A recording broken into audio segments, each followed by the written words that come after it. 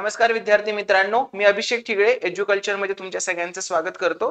तर आज आपण टाउन प्लॅनिंग असिस्टंटचे जे पेपर झालेले आता डिसेंबर महिन्यामध्ये तर त्याचं एक्सप्लेनेशन बघतोय। तर आज त्यातल्या एका शिफ्टचा पेपरचा आपण एक्सप्लेनेशन बघणार आहे। 31 डिसेंबरला हा पेपर झाला होता। तर अशाच पद्धतीने आपण एक कोर्स लॉन्च केलाय की ज्याच्यामध्ये टेक्निकल नॉन टेक्निकल या ज्या एक्झाम असतात की टीसीएस कंडक्ट करते आणि काही काही एक्झाम आयबीपीएस कंडक्ट करते, तर त्याचा एक कोर्स लॉन्च केलेला आहे मॅथ्स आणि रिझनिंगचा। तर याच्यामध्ये काय तुम्हाला कन्सेप्ट लेक्चर भेटणार आहेत, एक मॅथमॅटिक्सचं आणि एक रिझनिंगचं, अशा पद्धतीने एक फोल्डर असेल आणि त्याच्यानंतर हे पीवायक्यू असणार आहेत। ज्या ज्या परीक्षा टीसीएस कंडक्ट करतं त्याचे आपल्याला पीवायक्यू मिळतात कारण रिस्पॉन्स शीट रिलीज होते, तर ते सगळे पीवायक्यू आपण घेणार आहे। आणि ज्या ज्या परीक्षा आयबीपीएस कंडक्ट करतं तर त्या धर्तीवर आपण आयबीपीएस पॅटर्नचे एक्झाम्पल सुद्धा आपण याच्यामध्ये बघणार आहोत। तर याच्यामध्ये या खालील एक्झाम कव्हर होतील, टीपीए, एफडीए, एनटीपीसीचं, परत हे महापारेषण, महावितरण, महानिर्मिती, नंतर आयटी इन्स्पेक्टर, टेट आणि रेल्वेच्या ज्या एक्झाम असतील त्या सर्व एक्झामसाठी हा कोर्स महत्त्वपूर्ण असणार आहे। आणि जसं आजचं लेक्चर आपलं युट्यूबवर पडत आहे तर तशाच पद्धतीने तुम्हाला सगळ्या अपडेट्स मिळण्यासाठी तुम्ही अभिषेक सीसॅट हे चॅनल जॉईन करू शकता टेलिग्राम वरचं। आणि हा कोर्स जॉईन करण्यासाठी तुम्ही एज्युकल्चर ऍप डाउनलोड करा आणि हा कोर्स तुम्ही जॉईन करा। तर आपण आजच्या पहिल्या प्रश्नापासून सुरुवात करू। बघा प्रश्न काय आहे।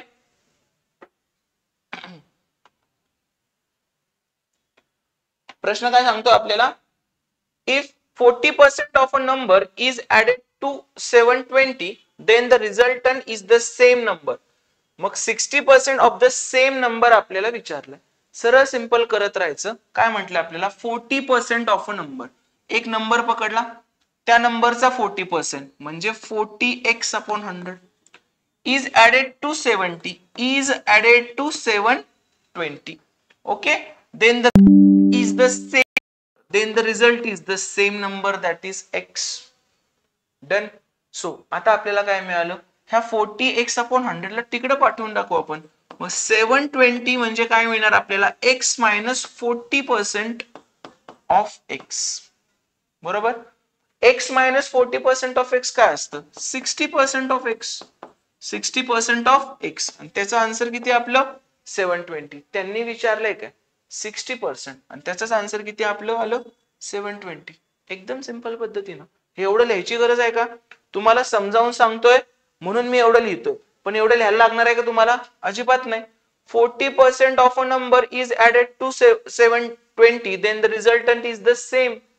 मग मला सांगा 40%, एक नंबर 100% आहे, त्याच्या 40% मध्ये जर आपण 720 ऍड केलं तर तोच नंबर मिळणार असेल, याचा अर्थ 40% मध्ये आपण किती ऍड केलेले 60%, आणि त्या 60% लाच नंबरच्या भाषेत काय म्हणतायत ते 720। कळालं का, म्हणून 60% of the same number is 720। तुम्हाला असं तोंडी करायचं तर करू शकता, नाहीतर काय इक्वेशन मांडून तर सोपं आहेच, तुम्हाला काहीच प्रॉब्लेम येणार नाही। Next question, find the simple interest on rupees 2000 at 5.5% per annum rate of interest for the period of 14 February to 20th April 2023। आपल्याला काय काढायचं, सिंपल इंटरेस्ट काढायचं। सो सिंपल इंटरेस्ट काढण्यासाठी काय लागतं आपल्याला, PRT/100, बरोबर।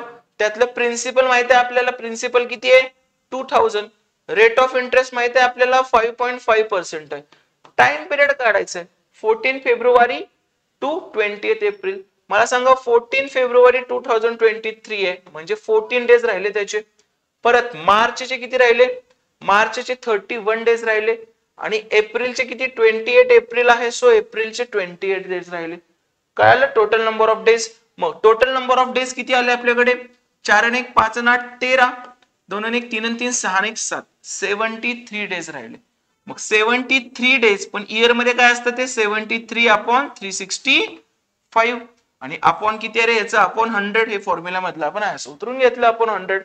मग सांगा आता मला काय काय येते, हे 2000 होतं, सो 2 0 ला 2 0 गेले, हा एक 0 हे 55 ला कव्हर करेल, सो 2 into 55 into 73/365।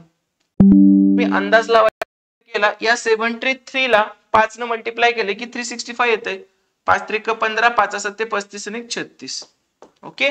सो इथे किती आलं 5 आलं, मग 5 एके 5, 11 पाची 55, 11 दुनी किती रे 22, 11 दुनी किती आलं 22. तर सिंपल इंटरेस्ट किती मिळाला आपल्याला 22 रुपये. आपल्याला फक्त टाइम पिरियड काढायचा होता. कधीपासून 14 फेब्रुवारी 2023 पासून 28 एप्रिल 2023 पर्यंतचा टाइम पिरियड. तो किती आला 73 डेज. आणि हा मुद्दाम असाच देणार की जेणेकरून 73 ने 365 ला डिवाइड व्हावं. चित्र विचित्र देणार नाही. चांगलं काहीतरी कॅन्सल आउट होऊन व्यवस्थित आन्सर येईल असंच ते देतात. Next question. The ratio of numbers of girls and boys participating in sports of a school is 1:5. Girls and बॉईजचा रेशिओ किती आहे 1:5 आहे. गर्ल्स अँड बॉईजचा ratio 1:5. If the number of girls is 208. Number of girls किती आहे 208. Determine the number of boys participating in the sports. मला सांगा एकचं 208 झाले, 1चं 208 झाले, म्हणजे याला कितीनं मल्टिप्लाय केले रे 208 न. मग याला 208 न मल्टिप्लाय केले तर याला पण 208 न मल्टिप्लाय करा. मग काय येणार 5×8 40 आणि 5 दुनी 10. नंबर ऑफ बॉईज किती आले आपले 1040. Option number 1. Next. If at same rate of interest in 2 years the simple interest is 44 and the compound interest is 48, then what is the principal in rupees. एवढं सिंपल क्वेश्चन पण फॉर्म्युलाने गेलो नाही ना. आपल्याला 2 इयरचं compound इंटरेस्टचं structure माहित आहे. काय असतं स्ट्रक्चर. इथं प्रिन्सिपल लिहितो, इथं फर्स्ट इयरचं व्याज फर्स्ट इयरचं इंटरेस्ट लिहितो, इथं सेकंड इयरचं इंटरेस्ट लिहितो. हे दोन डॅश सेम असतात, हा डॅश वेगळा असतो. मला सांगा सिंपल इंटरेस्ट किती आहे 44. पहिला कॉलम म्हणजे काय असतो सिंपल इंटरेस्ट. आता हे कोर्स मध्ये आपलं झालेलं आहे सगळं व्यवस्थित. 44. तर इथं काय येणार मग 22. इथं पण काय येणार 22. 44 सिंपल इंटरेस्ट आहे तर हे 22 येणार निम्म निम्म. आणि सिंपल कंपाऊंड इंटरेस्ट किती आहे 48. मला सांगा 44 सिंपल इंटरेस्ट आहे, 48 कंपाऊंड इंटरेस्ट आहे, तर एक्स्ट्रा किती आहे रे 4. ते एक्स्ट्रा कुठे येतं इथं. बरोबर. मग आपल्याला काय काढायचंय प्रिन्सिपल काढायचं, हे काढायचं. मग कसं करतो आपण 4 ला कितीने गुणल्यावर 22 येते 5.5 न. मग तसंच 22 ला पण 5.5 न मल्टिप्लाय करा किती येते मग 121. सिंपल. ओके. किंवा तुम्ही असं म्हणू शकता 4चं किती झालं रे इकडे गेल्यावर 22 झालं, मग 22चं किती होणार वर गेल्यावर असं पण काढू शकता तुम्ही. मग 22 गुणिले 22 484 छेद 4. 4 1 4, 4 दुनी 8, 4 1 4. आलं का 121. तुम्हाला जे काही मेथड असेल ती कॅल्क्युलेशनची पद्धत तुमच्या सगळ्यांच्या वेगळ्या असू शकतात, पण तुम्हाला कंपाऊंड इंटरेस्टची ही मेथड माहीतच पाहिजे. फॉर्म्युलाने भयंकर अवघड जातं हे. ठीक आहे. Next. In this question, a statement is followed by two assumptions. Number 1 and 2. You have to assume everything in the statement to be true and decide which of the assumption is implicit in the statement. Assumption म्हणजे काय एखादी गोष्ट करण्यात आधी विचारात घेतलेली गोष्ट. एखादा आपण काहीतरी बोलतोय त्याच्या आधी आपण काय काय विचारात घेतोय त्याला काय म्हणतो आपण assumption. स्टेटमेंट काय The police of city V have addressed and solved 60% more registered crimes than the previous year. Register झालेले ते क्राईम होते त्याच्यातले 60% सॉल्व्ह केले त्यांनी आधीच्या ह्याच्यापेक्षा. ठीक आहे. assumption काय शकतो police of city we have prevented more crimes from occurring when compared to the previous year. आपल्याला नाही माहिती मागच्या वर्षी 10 क्राइम होत असतील आणि त्यानं 5 सॉल्व्ह केले म्हणजे 50% सॉल्व्ह केले. बरोबर.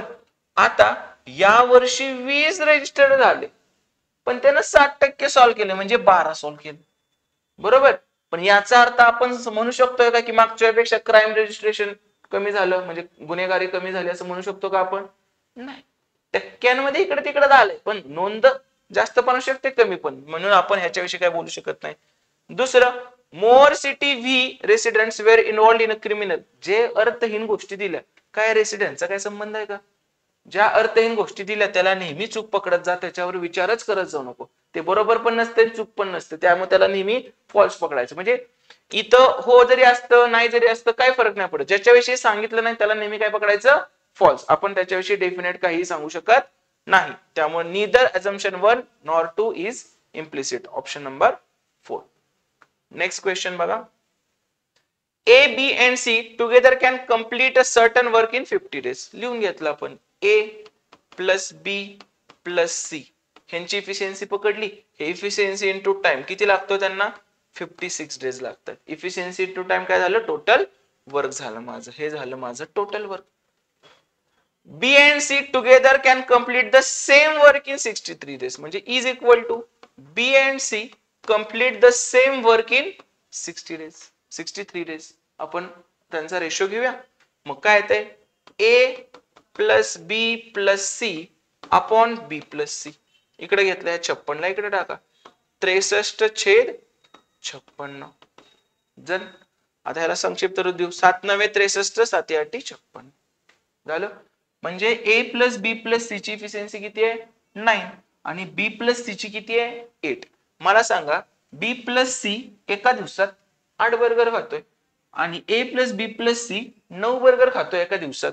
तर एकटा A एका दिवसात किती बर्गर खाईल, 1. संपलं. B प्लस C 8 करतायत आणि A plus B plus C 9 करतायत. तर एक किती काम करतोय, एक काम करतोय. नंतर काय म्हटलंय, B is 50% more efficient than A. मग जर A एकच बर्गर खात असेल तर B किती बर्गर खातोय 1.5, 50% एक्स्ट्रा, 1 आणि अर्धा 50% एक्स्ट्रा.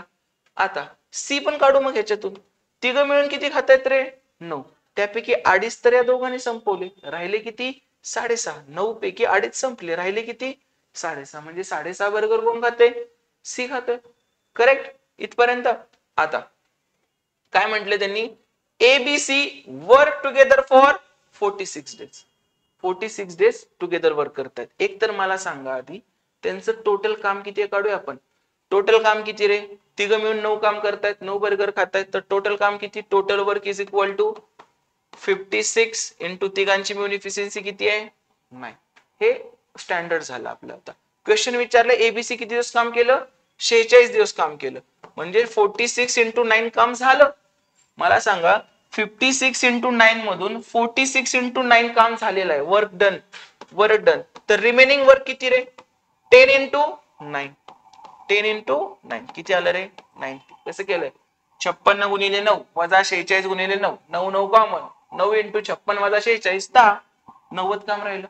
विचारलंय काय, B alone will complete the remaining work. Time for B, time for B काय असणार आहे, total work divided by efficiency of B. Total work किती राहिले आता आपलं 90, 90 काम करायचं, राहिलेलं काम. B alone will complete the remaining work, राहिलेलं काम किती आहे 90 आणि बी ची इफिशियन्सी किती आहे 1.5.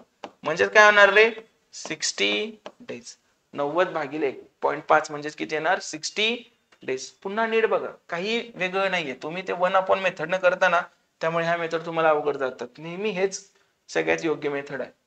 तुम्हाला पहिल्यांदा सांगितलेलं ए plus B plus C efficiency पकडली आपण, 56 डेज मध्ये काम करतात. मग टोटल वर्क बरोबर काय असतं, टोटल वर्क बरोबर इफिशियन्सी इंटू टाइम असतं. मग इफिशियन्सी काय झाली A plus B plus C into time काय झालं 56 is equal to B plus C पण तेवढंच काम करतायत, मग बी प्लस सी ची इफिशियन्सी त्यांचा टाइम काय झालं 63. मग ह्या दोन्हीला इक्वेट केलं, रेशो काढला. मला ए plus B plus C upon बी प्लस सी यांचा रेशो काय मिळाला मला 9/8. म्हणजे ए प्लस बी प्लस सी दिवसाला किती काम करतायत 9. आपण काम नेहमी बर्गर खायचं समजतोय, तर 9 बर्गर खातायत. आणि बी प्लस सी दिवसाला 8 बर्गर खातायत. मग ए किती खाणार रे, बी प्लस सी 8 खातायत, तिघे मिळून 9 खातायत, वरचा एक कोण खाणार दिवसाला ए. परत काय म्हटलंय, बी 50% मोर इफिशियंट आहे, म्हणजे ए एक बर्गर खातोय तर बी किती खातोय 1.5 बर्गर, 50% एक्स्ट्रा. सो बी किती खाल्ले 1.5. टोटल किती खातायत 9 बर्गर खातात टोटल, तर सी न किती खाल्लं 9 वजा 2.5 किती आलं 6.5. आता टोटल काम किती आहे 56 इंटू 9, ए प्लस बी प्लस सी आलं की काढलं ना आपण इथं 56 इंटू 9. त्याच्यापैकी त्यांनी म्हटलंय की 46 डेज ए प्लस बी प्लस सी न काम केलंय, 46 डेज केलं. मग याच्यातून हे मायनस केलं, 56 वजा 46 10 आणि गुणिले 9, 90 डेज, 90 काम आलं आपलं. आता 90 काम करायला कुणाला लावायचंय आपल्याला, रिमेनिंग वर्कला बी ला लावायचंय. सो 90 काम बी कितीच्या स्पीड न करणार, 90 बर्गर आहेत, दिवसाला 1.5 बर्गर खातोय, सो 90 भागिले 1.5 60. कळलं, व्यवस्थित समजावून सांगितलेलं आहे. Next, what should come in place of the question mark. काय काय रे 451, 452, 460, 487 and 551. असं जर असेल तर पुढचं विचारलंय. इथे कितीचा फरक आहे? 1चा. इथे कितीचा आहे? 8चा. इथे कितीचा आहे? 27चा. दिसतंय का? जाणवतंय का? 1चा क्यूब, 2चा क्यूब, 3चा क्यूब. तसं इथं कितीचा आहे? 64, 4चा क्यूब. म्हणजे इथं काय असणार आहे? 125चा फरक असणार आहे. मग 551 प्लस 125 किती येणार रे? 676. Option number 3. कळलं सगळ्यांना व्यवस्थित एकदम? काहीतरी प्रॉब्लेम आहे का याच्यात? एकदम सिंपल होतं, काही अवघड नाही. पुढे सिलॉजिझम स्टेटमेंट काय म्हटलंय? Some ribs are bone. Some ribs are bone. All bone are calcium. All bones are calcium. आता conclusion. Some ribs are calcium. Definitely these ribs are calcium. All calcium are bone. नाही. हे वाले calcium bone आहेत का रे? नाही. आपल्यात चूक, सगळ्यात चूक. काय येणार मग answer? Only conclusion 1 follows. Syllogism अजिबात चुकवू नका. एक बीएमसी क्लर्कचा व्हिडिओ टाकलाय मी टीसीएस कंडक्ट करणारा. ठीक आहे. त्याच्यात 51 सिलॉजिझमचे क्वेश्चन आहेत. अख्खा आता जस्ट झालेले रिसेंट वाले एक्झाम्पल आहेत. सगळेच्या सगळे त्यांचे बरोबर आहेत. एकही चुकीचं नाही. कुठलंच तुम्ही ऑब्जेक्शन घेऊ शकत नव्हतं. मला मुलांचे बरेच मेसेज आले. तुमच्या सिलॉजिझमच्या कन्सेप्ट क्लिअर करायच्या असतील तर एज्युकल्चर या चॅनलवर जायचं. तिथं लाईव्ह लेक्चर घेतलेलं ते कदाचित त्या लाईव्ह मध्ये असेल. बीएमसी क्लर्क सिलॉजिझम सगळे प्रश्न तर ते बघून घ्यायचं. आणि हे सगळे अपडेट पाहिजे असेल तर प्लीज ह्याला जॉईन करा. अप टू डेट तुमचं सगळं अपडेट मिळून जाईल तुम्हाला. अभिषेक सीसाठी टेलिग्राम चॅनल आहे. त्याच्यावरच मी सगळे माझ्या लिंक्स वगैरे टाकत असतो. ठीक आहे. सगळ्या लेक्चर्सच्या आपल्या. त्यामुळे ह्याला जॉईन करा जेणेकरून सगळे नवीन नवीन लेक्चर्स तुम्हाला बघायला मिळतील. आणि या एज्युकल्चरच्या युट्यूब चॅनलला सबस्क्राईब करा. पुढे बॉडमासचा प्रश्न आहे. चेंजेस केलेत त्यांनी बऱ्याच गोष्टीचे तर करू आपण पण. 9/3 आहे. 9 डिवाइडेड बाय ला काय म्हटलं त्यांनी? ऍडिशन. 9 + 3. मायनसला त्यांनी म्हटलंय मल्टिप्लिकेशन इंटू 7. प्लसला म्हटलंय सबट्रॅक्शन -12. डिवाइड म्हटलंय परत ऍडिशन +40. परत इंटू ला म्हटलंय डिव्हिजन डिवायडेड बाय 4. परत मायनसला म्हटलंय मल्टिप्लिकेशन इंटू 2 आणि प्लसला म्हटलंय सबट्रॅक्शन -36. गणिताला आधी आपल्या आपल्या ह्याच्यात लिहून घेतलं. परत बॉडमास आधी मल्टिप्लिकेशन डिव्हिजन वगैरे करतो आपण. चला 9 प्लस 7 3 जा 21 -12 प्लस 40/4 10 10 दुनी 20 -36. 21 आणि 9 30 30 आणि 20 50. प्लस प्लस करून घेतले मायनस 12 आणि 36 किती आले? 48. 50 - 48 किती येणार रे? +2. Option number 3 +2. अजिबात चुकायचे नाही असले प्रश्न. खिशातले मार्क असतात. सगळ्यांनी व्यवस्थित सॉल्व्ह करायचे. Next. Refer to following letter and symbol series and answer the question that follows. Counting to be done from left to right only. काय काय पाहिजे आपल्याला? How many such a consonants? असे किती कॉन्सोनंट्स आहेत? Are there each of which is immediately preceded? म्हणजे ज्याच्या माग सिम्बॉल आहे. सिम्बॉल आहे. एस चं सिम्बॉलचं केलं. ऑल्सो इमिजिएटली फॉलोड बाय म्हणजे ज्याच्या नंतर लेटर आहे. म्हणजे तुला काय शोधायचं आहे? Symbol consonant letter. Symbol consonant म्हणजे व्यंजन. सिम्बॉल व्यंजन लेटर शोधा. सिम्बॉल व्यंजन लेटर. सिम्बॉल व्यंजन लेटर आहे का? नाही. सिम्बॉल व्यंजन नाही, स्वर आहे, चालणार नाही. सिम्बॉल व्यंजन लेटर पहिलं मिळालं. परत सिम्बॉल व्यंजन लेटर दुसरं मिळालं. परत सिम्बॉल व्यंजन लेटर तिसरं मिळालं. परत सिम्बॉल व्यंजन लेटर चौथं मिळालं. परत सिम्बॉल व्यंजन नाहीये, सिम्बॉल स्वर आहे. म्हणजे किती मिळाले आपल्याला? 1 2 3 4. Option number 3. हे असं लिहून घेतलं ना, म्हणत राहायचं मला काय पाहिजे? सिम्बॉल व्यंजन लेटर, सिम्बॉल व्यंजन लेटर आणि टिक टिक करत राहायचं तिथले तिथं बोटाने. ठीक आहे. तुम्हाला काय पेपर तर नाहीये. तिथले तिथं नजर फिरवायची, नाहीतर मग सरळ लिहून घ्यायचं खाली कच्च्या पानावर. AZ starts from point A and drives 90 km towards west.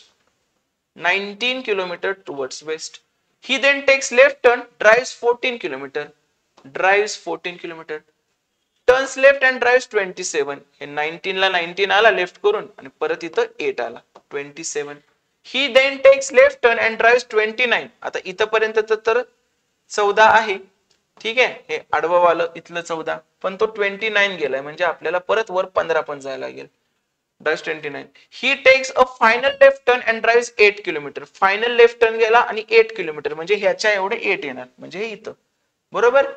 And stops at point P. इथं पी ला स्टॉप झाला, इथं स्टार्ट झालेला तो स्टार्ट.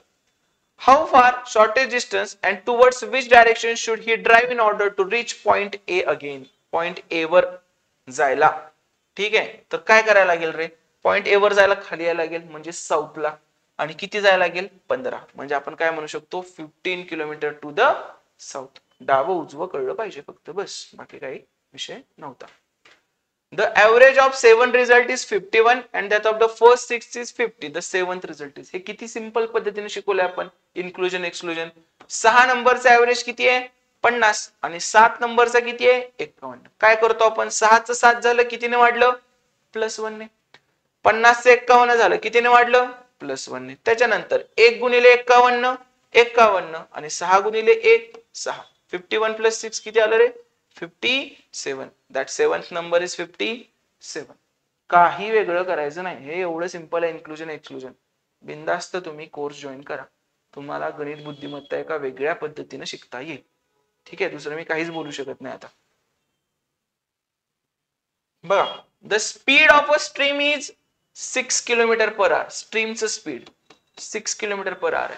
बोटचं काय असतं बी असतं. A boat can go 28 kilometre downstream and 8 kilometre upstream. Downstream म्हणजे प्रवाहाच्या दिशेने. सो 28 किलोमीटर डाउनस्ट्रीम जाते, डाउनस्ट्रीमचं स्पीड डी पकडतो, डिस्टन्स अपॉन डी.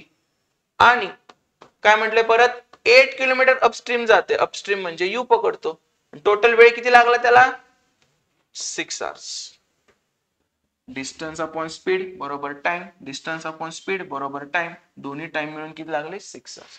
आता तुला एक गोष्ट माहित आहे, 28 डाउनस्ट्रीम म्हणजे काय असतं बोटीचं प्लस प्रवाहाचं, प्लस अपस्ट्रीम म्हणजे काय असतं बोटीचं मायनस प्रवाहाचं, बरोबर 6.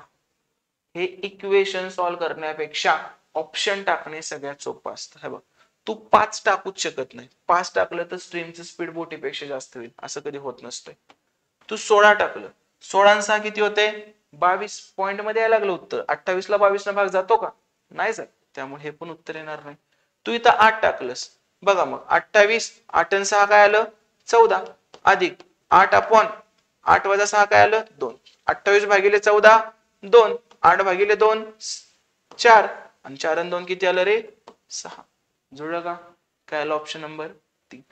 हा प्रश्न जेव्हा पण कधी एमसीक्यू एक्झामला येतो, ऑप्शन टाकणे हेच शॉर्टकट आहे. तू सोडवत बसला तर खूप वेळ लागेल, ठीक आहे, एवढी गोष्ट लक्षात ठेव. नेक्स्ट बघा, असा एक प्रश्न आहे, अल्फाबेटिकल सिरीज आलं की तुला सिरीज काढायला लागणार, त्याला काय ऑप्शन नाहीये.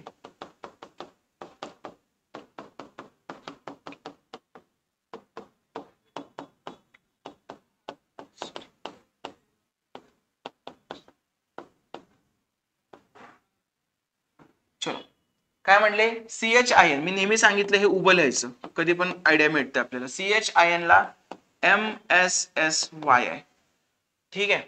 नंतर काय म्हणले QZWF ला, QZWF ला AKGQ आहे, GQ, ठीक आहे. तर विचारलंय काय UGAM ला काय असेल, UGAM ला काय असेल. बघा, C ला M, C इथं आहे M इथं आहे, मध्ये किती सोडले रे 3 आणि 3 6 आणि 3 9, मध्ये किती सोडलेत 9. परत H ला S आहे, H ला S आहे, मध्ये किती सोडले बघा 3 3 6 आणि 3 9 1 10, मध्ये सोडले 10. परत I ला S आहे, I ला S आहे 4 4 8 आणि 1 9, परत 9 सोडले. N ला Y 3 3 6 3 9 1 10 10, म्हणजे कसं सोडले रे 9 सोडले 10 सोडले 9 सोडले 10 सोडले, बरोबर. इथं पण तेच जुळतंय का बघायचं तर उपयोग आहे, नाहीतर नाही. काय Q ला A म्हटलंय 3 आणि 3 6 आणि 3 9 9 सोडले.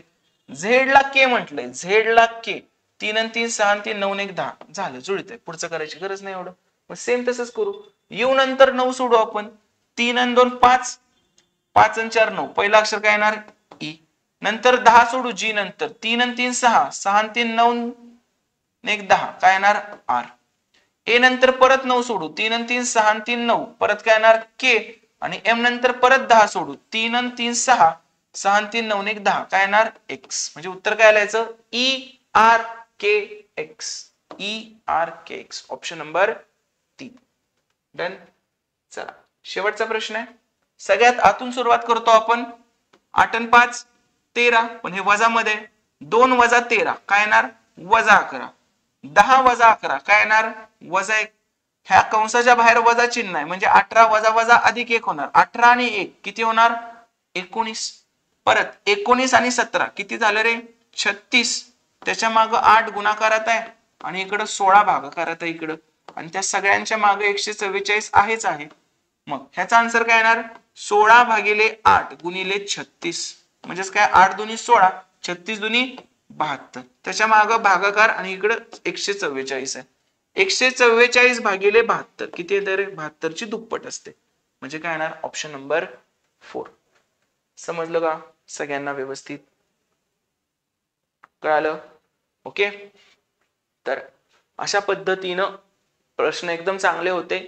मजेशीर पद्धतीने सोडवलेत आपण. कुठं जास्त किचकट का आला नाही काही नाही किंवा फॉर्म्युले यूज केले नाहीयेत. आणि अशाच पद्धतीने तुम्हाला सगळ्या परीक्षांचा किंवा अभ्यास करायचा असेल तर बिनधास्त ही बॅच जॉईन करा. तुम्हाला गणित बुद्धिमत्ता एका वेगळ्या पद्धतीने शिकता येईल की जेणेकरून कमीत कमी वेळेत तुम्ही उत्तरापर्यंत पोहोचाल. एक्सचा वापर कमी किंवा फॉर्म्युलांचा वापर कमी. कन्सेप्ट क्लिअर करून एक्झाम्पल कसे सोडवायचे त्यासाठी एज्युकल्चर हे ॲप डाउनलोड करा आणि ही बॅच तुम्ही जॉईन करू शकता. आणि सगळे अपडेट तुम्हाला मिळायचे असतील तर अभिषेक सीसॅट हे माझं टेलिग्राम चॅनल आहे.